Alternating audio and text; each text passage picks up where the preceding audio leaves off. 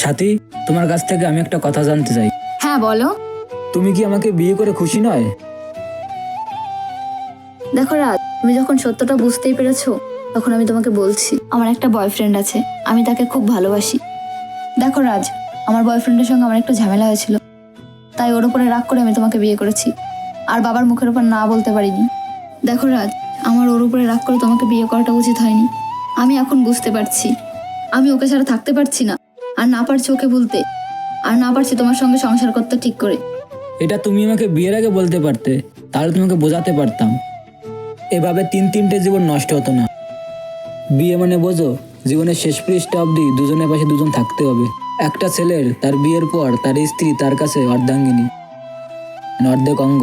আমার কাছে যদি তোমার মন না বসে, আমাদের সংসার জীবন কোনোদিন সুখী হতে পারবে না। এর থেকে থাকার চেয়ে না থাকাই ভালো। তুমি তোমার বয়ফ্রেন্ডকে কল করো, সে যদি নিয়ে যেতে চায় আমি নিজে হাতে গিয়ে তোমাকে তুলে দিয়ে আসবো। ঠিক আছে, আমি কল করছি, আর কল করে তোমাকে জানাচ্ছি।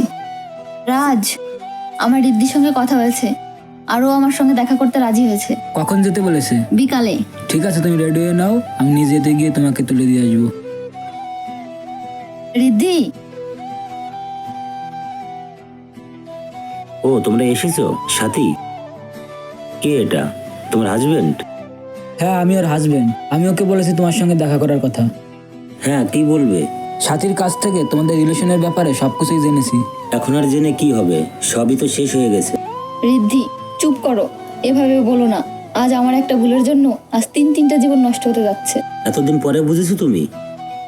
যখন আমি তোমাকে দিনের পর দিন বুঝিয়েছি, তখন তুমি আমার একটা কথাও শোনোনি। তুমি তো জানতে আমি তোমার সঙ্গে 1 মিনিট কথা না বলে থাকতে পারতাম না।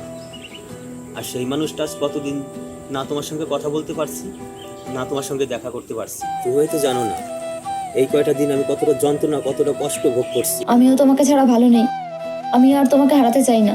সাথী, এটা কিভাবে সম্ভব? হ্যাঁ, এটাই সম্ভব। আমি এতটা স্বার্থপর না, তোমার ভালোবাসা তোমার হাতে তুলে দিয়ে গেলাম। আজ আমি অনেক খুশি, আজ একটা ভালোবাসার পূর্ণতা দিতে পারলাম।